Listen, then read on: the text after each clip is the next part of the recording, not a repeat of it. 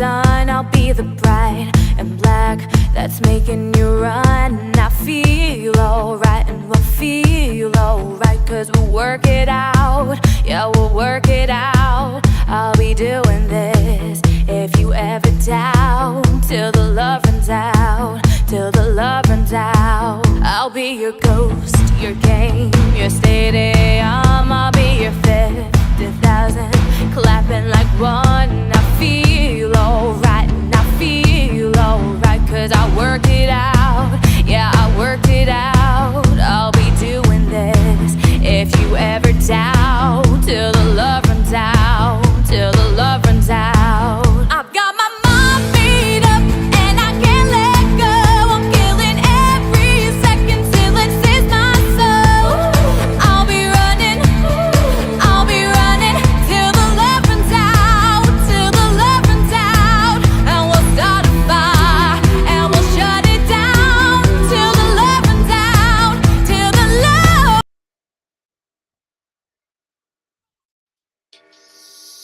Hello, I'm Jerry McKee, and welcome to Prime Time. It is 7 o'clock, maybe a couple minutes after, but it's right on the page there. We got a great special guest for you tonight, Christopher Guerrera, and he is just found. You're really gonna love this. If you're an inventor or you'd like to invent something or something that you got in mind, this is the guy you want to get a hold of and talk to. He's the founder and CEO of Pace Systems, inventor coach, business mentor. He's a Lean Six Sigma Master Belt expert, accomplished business executive, manufacturing expert, 2021 board member for United Inventors Association. And Mr. Guerrera has accomplished a lot of things. He's been an executive for over 34 years of experience as a mechanical engineer. And I tell you, all kind of things. And you're going to say, well, wait a minute. I haven't seen him or heard him. We're going to show you a little video here. It's going to explain everything about who he is. Mr. Guerrera is an accomplished executive with over 35 years' experience as a mechanical engineer that has successfully led multiple teams through new product launch and is known as the king of manufacturing. I was brought on as a partner to help grow the business and really streamline the manufacturing process. Engineer, entrepreneur, on largest patent for Ford Motor Company fuel system, youngest executive to manage a BMW manufacturing plant. He was awarded the J.D. Powers and Associates Best in Class Quality Award from BMW. Mr. Guerrera has enjoyed national media exposure, 5 appearances on Good Morning America. We helped Christopher surprise Brandy proposing to her in front of our entire audience. And so now I am popping them into my home studio. I love Christopher's shoes that day. I don't know, is this something that reminds me about? Good morning, America! 2-time Shark Tank entrepreneur. And I am the king of manufacturing. We are seeking $300,000. 2-time appearance on the Kathy Ireland Show, and now part of Daymond John's The People's Shark Rise Nation Mastermind program. One of the investments I have, their manufacturer is Chris. Great manufacturer. Know each other, love the man. What's the man? And is the vice president of the United Inventors Association, featuring his trademarked program, Pitch to the Pros. So we can have these guys come to these big shows and have a place where they can pitch, but you're gonna get an opportunity to talk to these industry experts that have done it, have been through it, and actually can give you valuable information, what your packaging should look like, how your pitch should go. And his Made in America manufacturing plant is Walmart certified. And with Mr. Guerrera being the king of manufacturing, he's built lasting relationships with many successful people.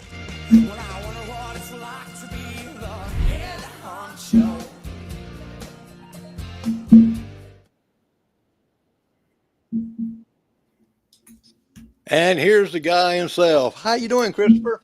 I'm doing good, Jerry. How are you? I am doing fantastic like that. I could tell a lot about you and everything like that, but when they see that clip right there, they know everything about you just about.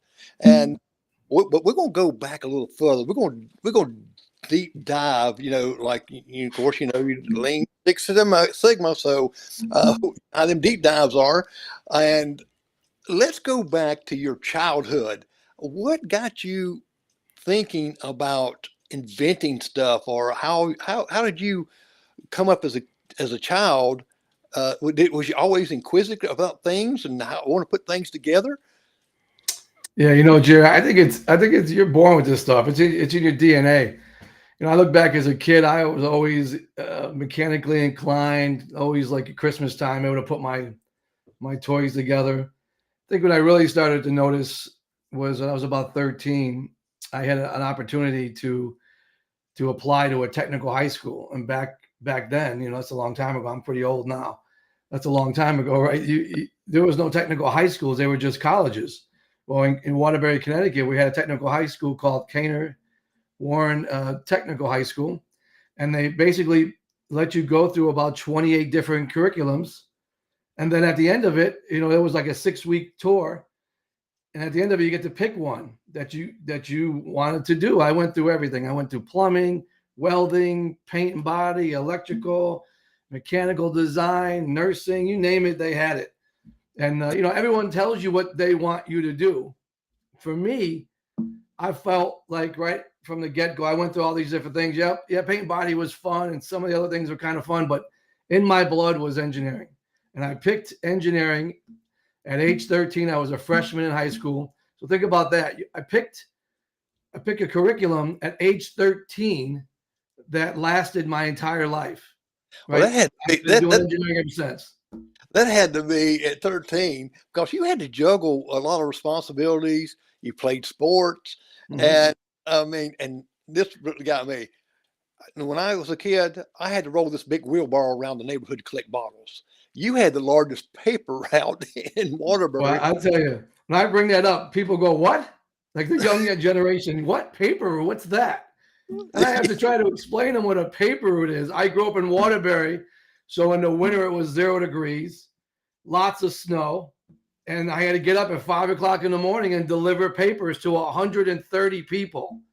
And on Sunday, and I know the joke about all of it being uphill. Well, guess what? It really was uphill. The name of the street was Hill Street. Oh, no. It was a steep hill. 130 customers on Sunday. The papers were so thick.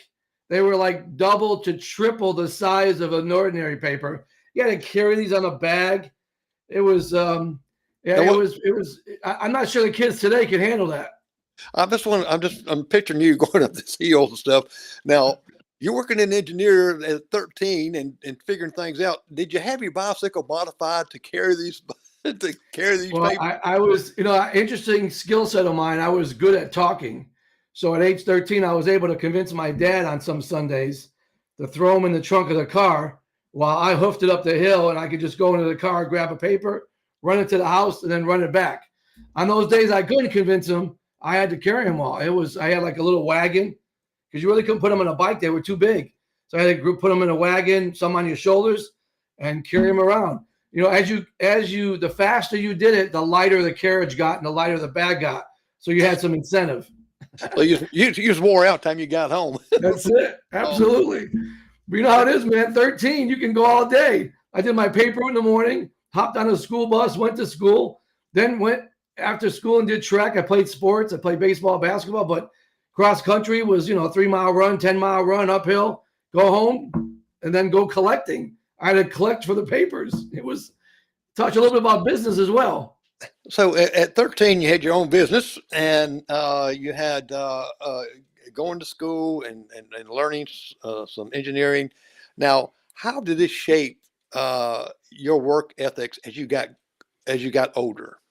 Yeah, I think it taught responsibility, right? It's like you had 130 people waiting for your papers, and then you had somebody at the end of the week, what we call collecting the money for that paper route, right? So you made your money on tips, basically. Someone would give you $1 tip, or a really nice house would give you a $5 tip, and holidays maybe a $20 tip. That's how I made my money. But the paper, matter of fact, there was a movie called Stanley and Iris with Robert De Niro and Jane Fonda. I got a chance to meet both of them. They were actually filming right next to where the paper company was when they delivered them in the front of your house. You basically have to go there, unwrap them, get them set. So it taught me a little bit about responsibility, accountability, and really like a little bit of the business side. That if you wanted to get paid, you had to go collect. So both people got paid, right? The company and you made a little bit of money. So you was a collection agency also. Absolutely. Yeah, every Thursday. It's some movie that I watched years ago that the guy kind of avoiding the paper boy from paying him. And it's like everywhere he went, the boy is on the hill with a bicycle. I want my $3. Yeah, I mean, it's a true story. I did it kind of in the rough neighborhood. And I had somebody at one point threaten to throw me off a third floor porch if I continued to collect. I said, I'm a little confused. You're asking for the paper. The paper company's telling me to deliver it. Well, I'm coming collecting. So I said, but that's okay because you know what? I got 2 older brothers. So I'm going to bring them with me next time we go collecting. And I'm certain I'll get paid. And I did. It worked out pretty good having a couple older brothers. Oh, now what did your parents do as far as work wise? So my dad was an executive for Raytheon, big Marine. They did Patriot missile, all government work. He was an engineer. Then he became a manufacturing engineer. Then he became like the manufacturing manager. So he became an executive over time at Raytheon. My mom was a stay-home mom when we were little, and then she went back to work as like an office administrator. And so we were on our own, man. We grew up in the city. You got to fend for yourself. Now, tell me a little bit what happened at the age of 25. Now, this blows my mind here too, and I want you to tell me a little bit about that. Yeah, so being an engineer, I got a chance to work in the automotive industry, which I still feel to this day is one of the best opportunities for really cultivating some really strong work habits. Teaches you really the importance of detail, the level of responsibility in regard to quality. Like all of these really came hand in hand. So I got an opportunity to be a chief design engineer on a fuel system, which back in 1993, now I'm really dating myself, zero permeation to atmosphere. That's when the fuel tanks decided that they were going to shut off any type of permeation from gas to the atmosphere, and they would collect it inside the canister.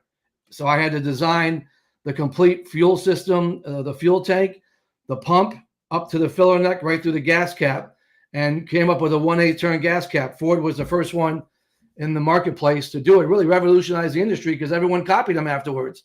GM came out with a quarter turn. BMW came out with a click, but it was pretty high level intensity of designing an entire system and then having to crash test it. Every time you did a crash test back then, it was $250,000. So you had to crash test it to make sure that the design was foolproof. And if it didn't pass, you had to come up with a design change to show what you made different. So for the next test, it was documented.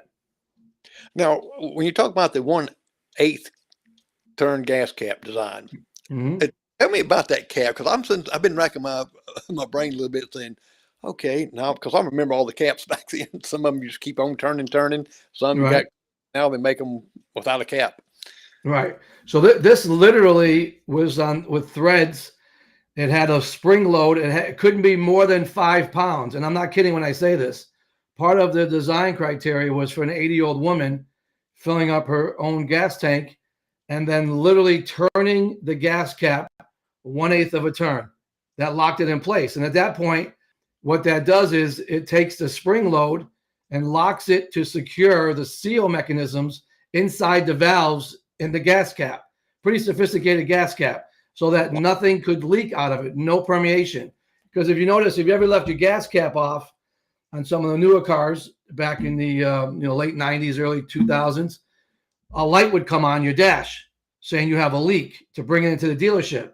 When in reality, it really wasn't a leak. Your gas cap wasn't secured properly. I mean, it could have been a leak, but 99% of the time it was the gas cap wasn't secured properly and it didn't allow for the internal pressure. And that's where the design came from. A lot of fluoroelastomers, really expensive materials, compounds, really some spring-loaded calculations that allowed for the turn 1/8. It had a load of 5 pounds, snap it in place. And then, some of the other ones like GM came out with a quarter turn and BMW came out with a 1 snap. But we've gone away from all that now, right? Some cars have 0. They have a little flap that holds it in. Right. And the reason I wanted you to kind of explain that more so is that letting people know is something as simple as as a gas cap. It might be something that you're thinking out, or someone's out there doing, nobody will buy this invention. But yet it's someone does on down the road, because we kick ourselves. I lived way back in the dinosaur days, and I said, gosh, if I just invented that right there. But Well, you spend millions on that too, because I think we went through, like, as an engineer, you try to get as many parts that you're working on onto the vehicle that's going to crash test, so you can get them approved and move to the next level. So I think we probably went over a 3-year period, about 8 crash tests, and each one of those is a $250,000. So it gets pretty expensive, and but it's pretty rewarding at the end when you really learn how the fuel tank and the pump sit inside the tank, how they interact with each other.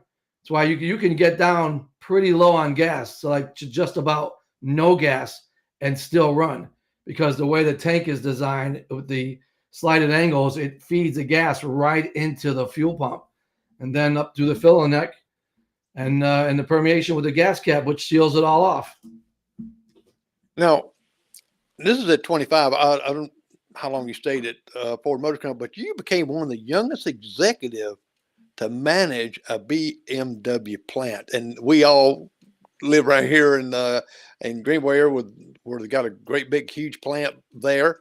Also, they're building one in Woodruff, a huge battery plant there. Mm-hmm. I mean, that stepping stone there at a young age, because you're young now, but you was even younger then, that took on has a huge responsibility.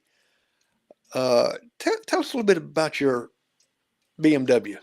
I had no intentions of leaving at the time with Ford. I had been there 5 years, and I got a call one day, and I wasn't looking. I just got a call saying, "Hey, we heard you got a really strong background in engineering. We want you to come to BMW for the interior group and be they call the technical manager." Then there was a caveat that they threw in: after 6 months or so, you'd become the plant manager. And I wasn't, I was young. I was 30 when I think I left BMW. So I was there. Ford, I was there about 5 years, went to BMW. And when I got to BMW, what I found was it was a mess. I mean, it was the interior group, a lot of quality problems. The plant was just new. I come into Greenville, right? What do you basically textile state and a lot of bakeries, not building high level cars like BMW. So the training was what I found to be really important, because every little detail, how the knobs fit, the gaps around them, door panels, all of that was crucial on a BMW when someone's spending, $100,000 on a car. So I get there, and I'm a technical manager. We had, let's see, 680 engineering changes in 2 years, about $21 million, to give you an idea. That car was built for it was a Z3. It was built for a Sunday cruise around this beautiful state of South Carolina. And what they realized after 007 came out, everybody wanted one. Yes. So they had a 2-year waiting list. It was insane. So it caused a lot of internal pressure to build faster, a lot of quality issues, a lot of design changes. Like 96 and 97 models have a lot of engineering changes. And BMW has a uniqueness about how they do design changes. All the other big companies typically have a design freeze. So as they launch the car, no engineering changes can be made. That's how it gets launched. And then 3 months later, they'll go through design changes. Unless it's some type of, important safety issue, they'll address it right away. BMW goes on literally no design changes. They run it through the media. Media sees it. Cars are launched. So if there is some type of problem, like a door panel clip, let's say, that could be improved on, I could build inventory that week enough to cover me, go take the tool out, fix it, put it back in, rerun the product. And so let's say Monday that tool was pulled. By Friday, you have new parts. So from week to week, you could have a different car, a different engineering change. You as a customer would never know it. But internally, it was a lot of moving parts, right? Because you had, I think on an instrument panel, it was about 1,100 different components alone. So you had a lot of moving parts. They're all sequence parts, like door panels, glove boxes, instrument panels, seats. Those are all sequence parts. So that means they're built to order essentially. Goodness gracious, that's a lot. Whew, you got me tired just listening. Oh yeah, there are a lot of calls the first year. I can remember getting calls at 2 a.m, saying the line was down for whatever reason. And I remember the time my wife's like, "What did you do?" I went from this nice, really nice, director of engineering position with Ford to a hot seat to where really you can't have lines down because the lines shutting down cost the company $1,100 a minute. Oh, so wow. it was big money. And I remember saying after about a year, I need about a year to fix it. We were losing money as a group as well. So all of that was a lot of pressure on me to build the right team, put the right quality in place, and really provide a world-class product. And I can recall after about a year, our numbers flipped. We went from losing $1 million a month to making $1 million a month net. And I can remember waking my wife up at 2 a.m, and she'd say, "What's the matter?" I go, "I don't know. The phone stopped ringing. What do you think happened?" "Oh, I must have fixed all these problems." Well, the people says, "Well, I'm still looking. I know I've seen his face somewhere or another." You was on Good Morning America, what, 5 times? Yeah, I was on Good Morning America 5 times. And the last time was probably the funnest. I actually proposed live to my wife on Good Morning America on live national television. That little clip, we seen that on there. That had to be, I've seen some videos where these guys propose and the girl says, "No." That's what I'd be afraid of. I'll tell you a funny story. So I kept it a secret. I didn't tell anybody. The only one that knew was my 21-year-old son, who's in that video and sitting next to us. He's the only one. I said to him, "Hey, what do you think if I propose to Brandy live on Good Morning America?" And he literally laughed at me. So I took that personal. I text my producer, and normally you get something back within an hour, maybe half a day. I got something back in 10 seconds. So it was like good timing. And she said, "Yeah, I definitely can do it. I don't know if I can do it live because we're usually booked for 3 months, but let's when we get closer, we'll check it out." So within a minute, I had 4 VIP passes. So I was like, he couldn't believe it. So fast forward, the morning of, they're walking me through about 3 a.m. how they want to do it. It's not going to go live. It's going to be during a commercial break, and then they'll show it afterwards. And meanwhile, Brandy's like, "Well, who are you talking to at 3 a.m? I said, "I'm just doing some work stuff." She thinks I'm pitching my product. She has no idea that she's being proposed. So we get in the set. They hand me the mic. It's like 8:01. It's right after the second hour.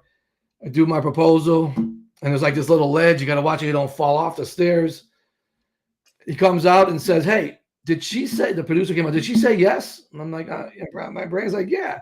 Then he said, "Did she swear?" And Tyler's like, "Yep." I guess she was so shocked. She's like, "I can't effing believe it," or something like that. Like she was like literally shocked.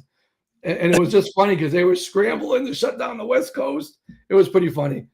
But then we had to do it again like 6 months later. Robin Roberts came into the house and they brought the crew to do an update. It was pretty cool. Oh, that is neat. Now, was she shocked? She was completely shocked. It was unbelievable. Then Robin Roberts texted me, that afternoon after we got done with the show. She had texted me saying, "Wow, it was great to see you, and really, what a beautiful way to propose." And she just made it really, really special. She's always been a good friend and really just a nice woman. And I couldn't be happy with the whole situation. Then to do a follow-up 6 months later was even better. That's so cool. Now, before we get to you're the president and founder of the Modern Inventor, and which supports future innovators. But let's go back and take a little stepping stone how you got there. Let's talk a little bit about the Shark Tank. How did you tell people how you got on the show and how that transpired? Because a lot of people think you just pop in or something, or send a letter in. Tell us your experience with that. Shark Tank's interesting. I sent an email. I had about 3 products. I sent an email in all 3 products, and just randomly, this is in the year in COVID, which makes it even more interesting. I got a call, and they said, "Hey, we love your products. Which one do you want to use?" And I thought at the time the baby product was the best one because it reminded me of Squatty Potty, who Judy's a friend of mine. And and it's a little bit, and she blew up, right? And this is a similar product in that it trains the young ones how to potty train correctly. It's not like you're doing a separate potty training exercise on the floor and then forgetting how to do it and teaching them on the bowl. It actually fits between the seat and the toilet bowl, and it'll adjust and accommodate all different ages. So I said, okay, let's do it. So basically, I got a call. They sent that in.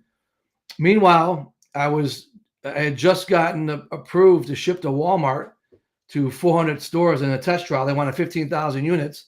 This is third week in February. My mother's passing away. She's been on her deathbed basically for the last couple of weeks, not eating. So I'm working during the day trying to ship 15,000 units to Walmart in 2 weeks.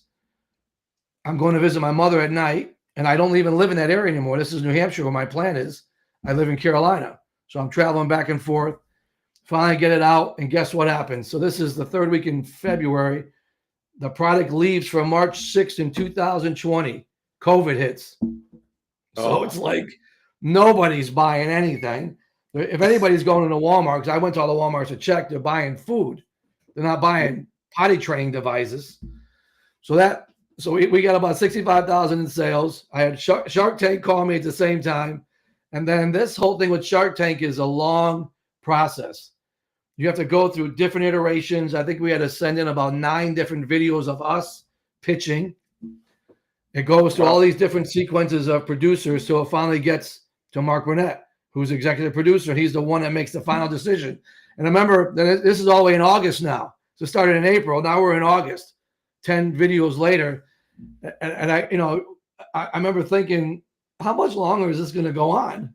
And this is during COVID. So everything is Zoom. Nothing's in person. Right. They say, hey, here's your last video. Make sure you knock it out of the park.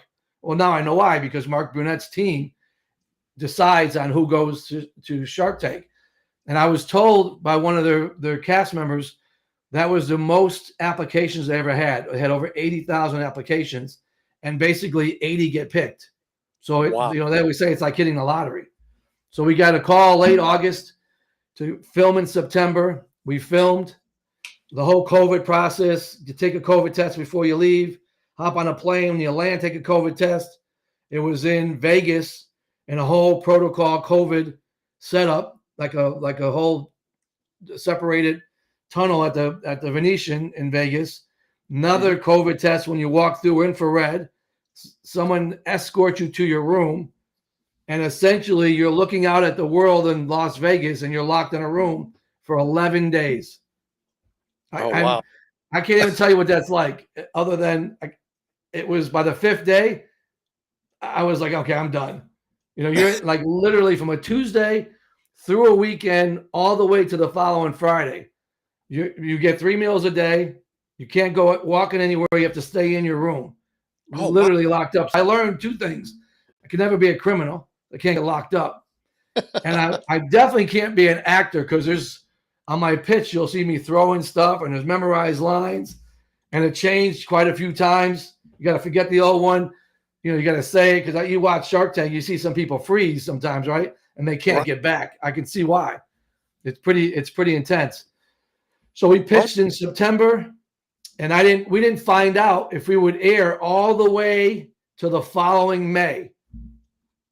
So you don't know, because there's no guarantee that you'll air. They tell you that. But we ended up getting picked for the finale to close the show on season 12. Only 12 people in the world have done that. We had a king outfit on, throwing money at the judges. So we see a crown. It was pretty cool. Now, how much money did you actually throw? Was it real money? No, it was. Yeah, we threw a lot. Well, we asked for 300,000 for 10%, which is a lot. We only had 65,000 in sales, so that's like 650. Valuation. We asked for 300,000, which is a $3 million valuation, and they didn't like that. Right? They don't like you betting on future sales. But I said it in my pitch at the very end. I said, this just needs an audience. If it has an audience, it will sell. There's no doubt. And sure enough, after we aired, like before we aired, we sold out of Amazon like I don't know 8,000 units, and we had like 10,000 orders. And it was just spinning, like literally the orders were just spinning, and the valuation doubled from what we said on the show. And I remember talking to Daymond about that, saying, "How you like me now?" Well, I tell you what, I want to show this video of you and Daymond. Okay. So I'm here with Chris, my partner, who is a body trainer. Actually doing it out of love. Yes. And exit, which nobody else can do. And then, like any other business, we started to know each other, love the man, understood that I have a lot of nature from people saying 5, 10 million and up, where they come 3 times a year.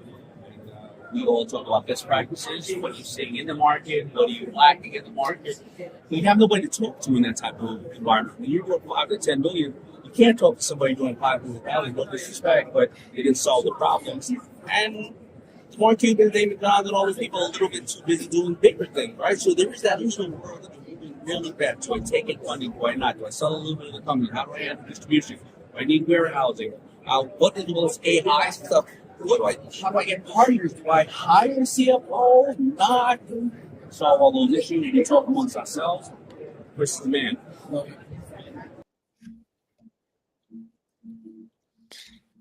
All right. Now, he's kind of been my favorite on there because I used to watch Shark Tank and see how they pitched their product and what kind of products that was coming up there. And by the way, people, you can just look on the bottom here and you see where you can go to the Modern Inventor. It's modern-inventor. Make sure that dash is in there. Modern-inventor.com. I forgot to put that dash in there, didn't I? Oh, okay, yeah, because otherwise it'll go somewhere else. So modern-inventor. Yeah, and go That's there. what makes us special, that little dash. And you know, I've really got some products on there that they can buy also. Yeah. And they're pretty neat. I you know, and just to comment on Daymond. Daymond's a great individual. He's really a good person. Anytime I text him, he texts me back. I call him, he calls me back. He's always willing to contribute, willing to help. He comes to the shows. He lets people pitch. We have shark pitch rooms. We have opportunities like you just saw there where we had, I was at CES. Inventors could pitch directly to him. He's always really loves giving his time. He's really good with people. I can't say enough good things about him. And that whole thing about him being a people shark is truly a fact. And I had a chance to have him as my co-host. We'll talk about that in a little bit. Last year in Vegas, I have this registered trademark, Pitch to Pros, where we give inventors and entrepreneurs a chance to pitch directly to high-level folks like Daymond. He was a co-host, and he's just a good human. Right. Now, tell people a little bit about the Modern Inventor. Tell them a little bit about this website. What is on that website that there's a lot of things on there that really, I looked at every page and really intrigued. But I think it's a lot of things there where people's got some inventions that really, really need to look at this website. Yeah, I'll break it down this way. We give inventors really a chance to be seen and heard. So I'm on CBS Carolina twice a month, Fox Carolina twice a month, soon to be NBC and ABC. We have Pitch to Pros, which is an opportunity for folks. Big event coming up in Greenville, June 20th and 21st, where they get a chance to pitch to some high-level celebrities. We'll have a couple of actors there. We'll have some Shark Tank people there. We'll have some really high-level celebrity marketing people there. I'm not telling you the names yet. I want to keep that a little surprise because we're going to start promoting that and showing it. And I have an opportunity to work with the South Carolina Entertainment Music Hall of Fame folks, which are absolutely great. Roy and Justin and Dr. Godboll. These are like high-level superstars, really good people. And we're going to bring this event to Greenville this year and really blow it up. A really large event. We're going to do it twice a year. We're going to do a little bit like we did in Vegas, but in Greenville. And we're going to take this to a whole different level. I get a chance to now be on a radio show, the Fame Show with Justin, where we get about 2 million listeners. Of course, my TV exposure gets anywhere from 300,000 to 500,000 immediate hits right off the bat. And there's a really big announcement coming up about TV with me personally, which I'll be sharing that in the next couple of weeks. Really exciting times. So Now, the website has all this information on it. It gives you a chance to spotlight your product on TV, gives you a chance to sign up for some of these events. Plus, I'm a vice president on the United Inventors Association, which is a nonprofit board that helps inventors, guides them the right way, puts them in the right path. And we do a lot of the national trade shows. We do a lot of education at the trade shows. Now you're getting ready to have a podcast of your own will be coming up soon too, right? Yeah, we're working on that right now. We're going to have a podcast and then our own radio show, essentially. So, I have some podcasts that I still do. I have a Made in America podcast and a Shark Tank Effect podcast where we talk a little bit about what happens after Shark Tank, because you hear a lot of stories that 80% of those deals fall through, and it's true. And what are the next steps? Because people think, oh my God, you got $300,000. Doesn't work quite like that. There's a lot that goes into it. There's a lot of work to get on Shark Tank. There's about 100-page document you have to fill out. I mean, there is so much information. Then afterwards, if you get a deal, we got one with Lori and Daymond. Then they go through the due diligence of really going through your background and making sure everything you showed and you pitched is accurate. Because before they invest, they want to make sure that they're with the right people. So in other words, people's got to realize this ain't just walk on it. You got to do some work in this. This is not just well, I'm just going to go over here. Oh, I believe I can take this on there and not have your research and done the due diligence, right? They see thousands of products a year, thousands. They do all these open casting calls in Philly and Vegas and LA. Then there's an application you can do online. But if you get selected, that's when the fun starts. Because then you got to start doing, videos of you pitching. Then you got to fill out lots of legal paperwork. I mean, it's insane. It's like a full-time job. And then if you're so blessed to get a deal, you have to do that all over again with the Sharks. All right. Well, let's look at some pictures here and let's talk about some of these pictures. And I don't know who this guy is here. Yeah, so there's a new podcast in the Greenville area. Some Clemson graduates started this for local businesses in Greenville, and I'm going to be on later in the month and talk a little bit about a little bit what we're doing now, what I do, how I help inventors and entrepreneurs to try to really get seen. And that's the biggest challenge. You can have the greatest product, and if no one knows about it, no one's ever going to buy it. And that's the key. Is the marketing after you go through all the due diligence of getting yourself a good quality product. Okay, folks, you can kind of I'll have you send me the link when that date is ready to be released, and we can put it on my program. That way you can click right to it. And it'll be March 26th this month at noon. Oh, okay. Eastern time. You know what I did notice these right here. Let me do some flicking right quick. There we go. This is some products that I pulled off of your website, and this knobs one, Knobbies is pretty cool. It fits on your cabinet. So if you have round knobs on your cabinet for all seasons, for Christmas, for Halloween, for Easter. July 4th, they actually, instead of cluttering up your countertop space and losing that space, you can fancy up all your cabinet knobs, both round ones, and then she also has some for the long cylinder ones as well. They just basically a little silicone, they snap right on. Pretty cool. Well, it's great for if you have children. They come in and say, "Oh, it's something different." It's for the season and all. Yeah, and you can use it in like anywhere. You can put it in the kids' rooms, bathrooms, in schools. So she's really selling a lot of these now. Really, really cool. And she's got some licensing deals with people like Peeps and some other folks. So she's working on that. And again, she was a school teacher. She went full time into this, and it's blowing up. The other one is a facial mask. A woman out of New York came up with this really soothing facial mask that is all homegrown and natural, but it just beautifies. These are folks who are everyday people that had a great idea and acted on it. And here's a couple more. Probably going to show several products here. And, the one with the facial cream also has this pretty cool apron. She has a really beautiful gifting box, and it's kind of like when you cook. I'm Italian. I like cooking on Sundays. We like making sauce. I make a mess, so I try not to wear my good clothes. But I don't have to if I have a nice apron to put on. And it's kind of like that's something that she wanted to hand. She has a little story package that she can hand down to her kids. Bird is a golf. They have a lot of golf accessories. But what I love about this product, I actually partner with this company. Like if you're a golfer, you know what it's like looking for tees and ball markers in your bag or trying to have them in your pocket. You don't have to anymore. They have them on their hats now. They have them on there's a golf glove. Matter of fact, I can show you.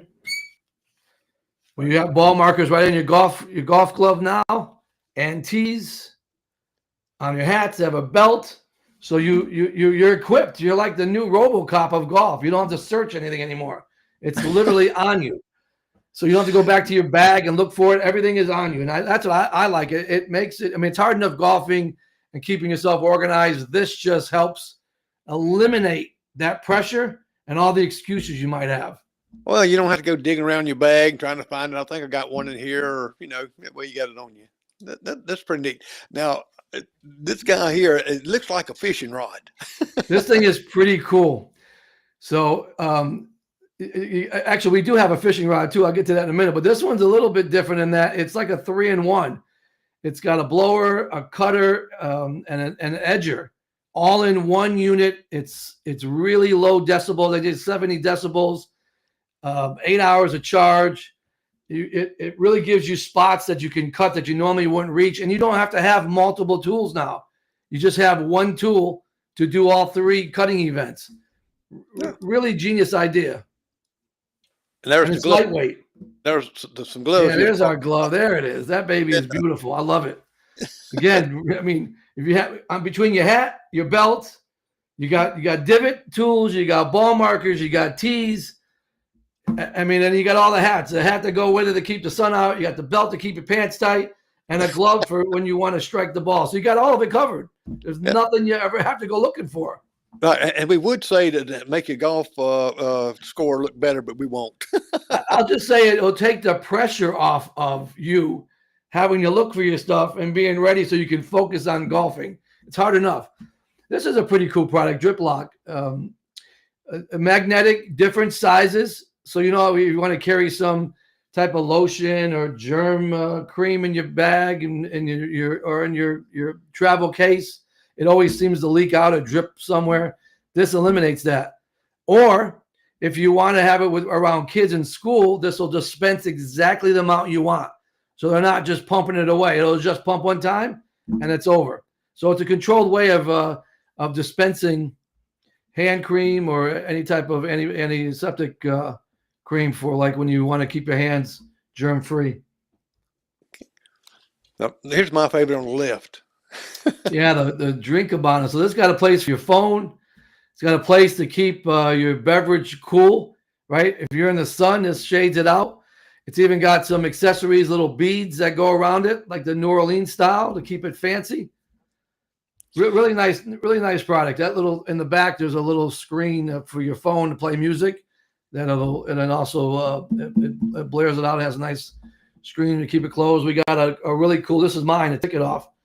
It's a tick remover. That's a lifetime warranty. One hand, and we have a website called tickitofftoday.com. Tickitofftoday.com, where you basically only need one hand. And you know how bad Lyme disease is. It's all over the country now. CBS just did a story on it. ABC just did a story.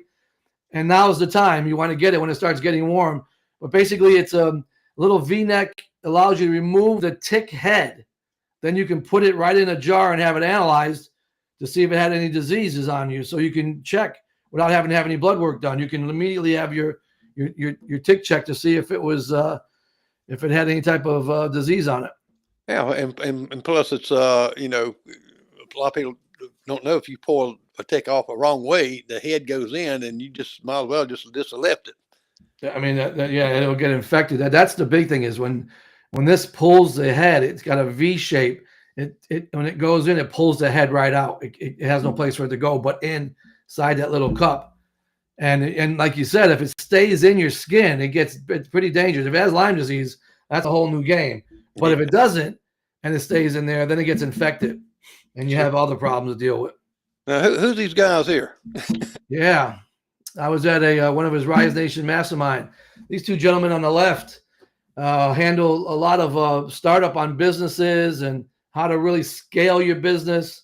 And of course, you know Daymond. Daymond's involved with just about everything now, from FUBU to Shark Tank to he's got CEO Access masterminds. He's got his hands in quite a few stuff. Now, here's the inventors review. Yeah, this is at the Inspired Home Show. So we have our judging panel here. These are all Shark Tank, Scrub Daddy in the middle. Shark Tank panels. We give inventors a chance to pitch directly to experts who have gone through what they're going through, right?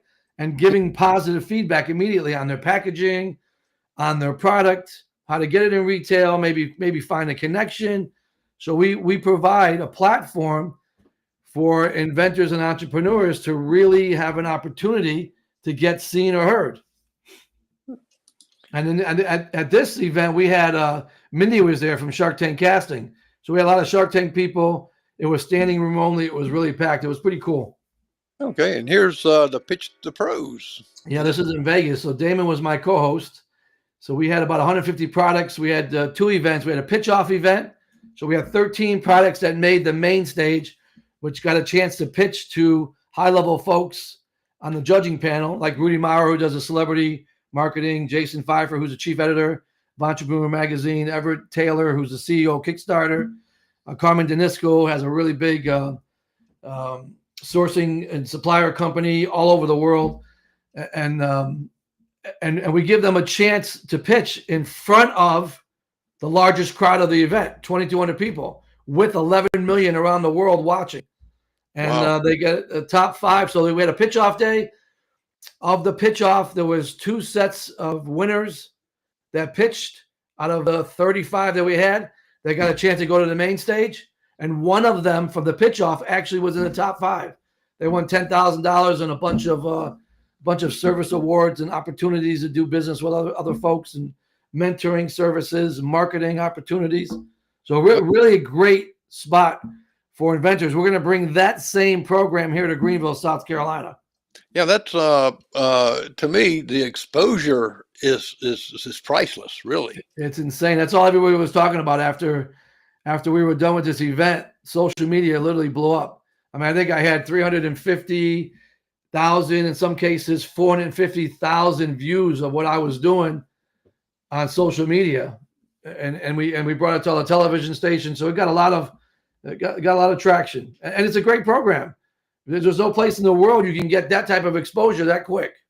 Right. And now you got the pitch to pros coming to Greenville, and it'll be a little bit of a twist. We're looking for the next big idea.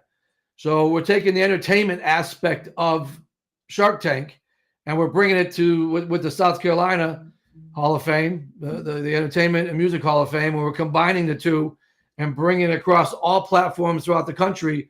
But we're going to host it right here in Greenville, South Carolina. Now, how long do they have to pitch the program? Because I know you'll have a lot. 90 seconds. This is how I look at pitching. If you start going beyond 2 minutes, nobody's listening to you. You got to get your pitch out. You got to know this inside and out. What is your product? What's the problem? And what's your solution? You don't want to be talking for 3 minutes about how you came up with it and how you did prototypes, because nobody at that point cares. They'll ask you questions later. The pitch panels are typically 5 minutes, but your pitch is 90 seconds on the clock. After 90 seconds, you get queued out. Then someone will ask you a question. How did you come up with it? How does your packaging look? Are you in retail? They'll get you to answer questions, but your pitch should be focused on your product. Really important. Now, what products are you looking for? I mean, is there looking for the next big one? So it doesn't matter what category. We see stuff in sports, health, houseware, hardware, industrial, food.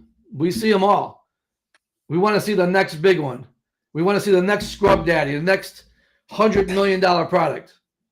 Yeah, and it kind of bridges the gaps between the innovation, the business leaderships, and receiving mentors, and with your website, Modern Inventor will really help a lot of people that wants to go to this event in Greenville, I think it will help guide them on what they are to do. And Yeah. We'll have Shark Tank winners here. We'll have celebrities here.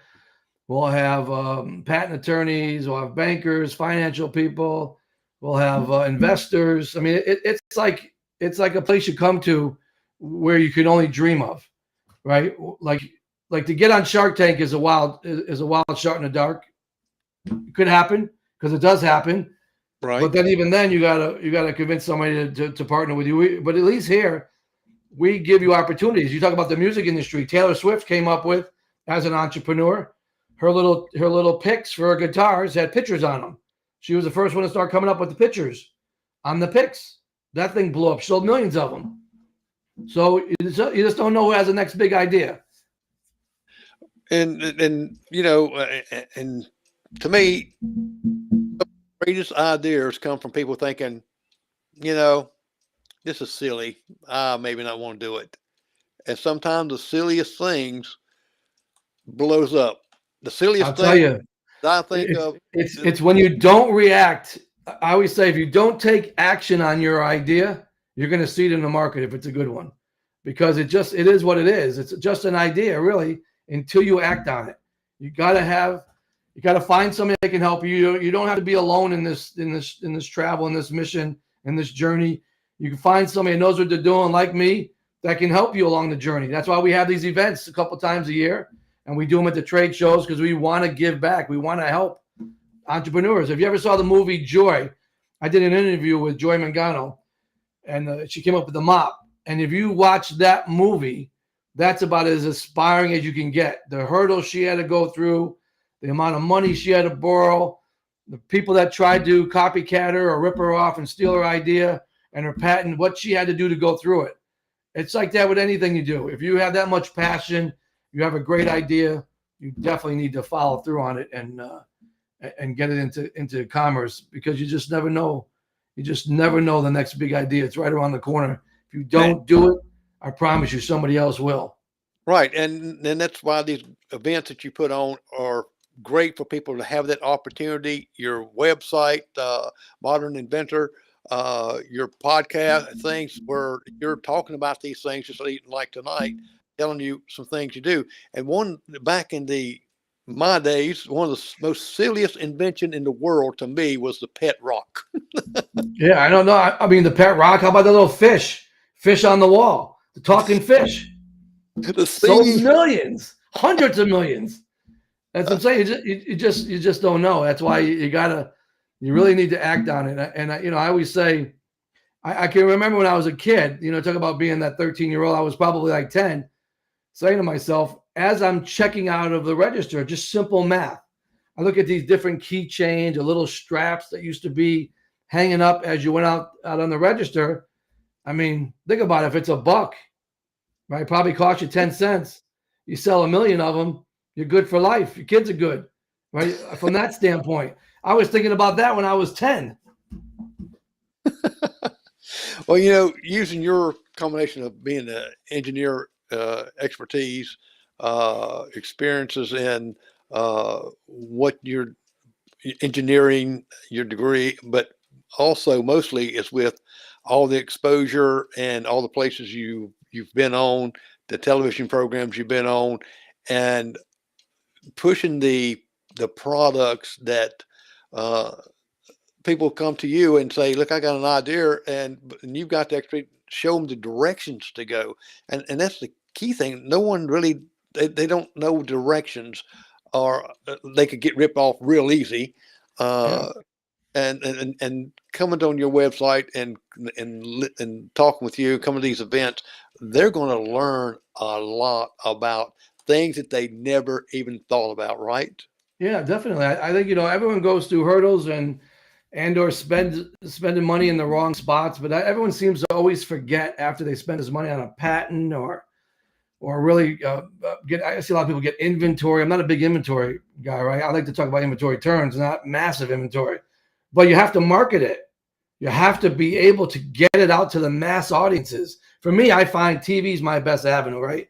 That's why, even at our event, we're going to have live podcasting, which will have live streaming, we'll have television there, we'll have, a coverage of over 2 million people that will see it. And to me, that's the most important thing, is you can have the greatest product, the greatest invention. If you're not marketing it right and no one sees it, it'll be the best kept secret. And I proved that over time with other products I have, which I think that's the most important thing, is you have to really understand the process, where to spend the money, when to spend the money, and then how to really market to mass audiences. Let me ask you this. I think you can have a good product. Is packaging very important? Yeah, again, it depends on where you're selling it, right? If you're selling it on Amazon's typically selling it in bulk, not that big of a deal. If you're trying to get into retail and everyone says, oh, I want to be in retail, don't be careful what you wish for. Retail is not that easy. And that's where you really have to have really great packaging, so somebody from 5 feet away can look at it and it attracts them to come over to see what it is. But retail also gets wholesale pricing. They also get every return you own. Every time you ship, if it doesn't show up, you still get charged. You have to watch production forecasts. You have to because it's moving, product's moving, and you have to be able to support it. So I always say, start off slow. Do e-commerce. Amazon's a good opportunity. Retail when you're ready. Because I think, and I look at all kind of stuff because I'm a graphics artist, so I'll look at packaging and things and just to see different stuff. When they spend more money on the package than they do the item, I usually don't get it unless it's a Yeah, I mean, you got to think about a couple of things, right? If you're selling something for $20 at retail, which that means it has to be the same across the board. Well, it's like Walmart's only going to buy it for 11, right? So then your cost of goods have to be below 2, like all of it with your packaging. So you have to, right. Otherwise you got to make money in order to sustain that level. Yeah, volume is great, but if you're not making money and you're shipping volume, you're out of business because you have no cash. So that these are the things I can't tell how many people that I talked to after the fact that they just bought too much inventory. Someone gave them a dream that they were going to sell 100,000 units. It's just not the way it works. It's not a quick process. It's a really methodical, slow, strategic process. Now I read that you said that 3 things that really matter the most: people, process, and product. Mm-hmm. Elaborate on that just a moment. Yeah, so I always talk about when I go to like big companies, when I was really running companies, right? Whether you have a product or at some point it grows into a company, I mean, the people are your face, right? You can have the greatest product, you have bad people servicing it or shipping it or inspecting it, you're gonna have a problem. Mm-hmm. The process needs to be inherent so that no matter what you do, you end up with good always, right?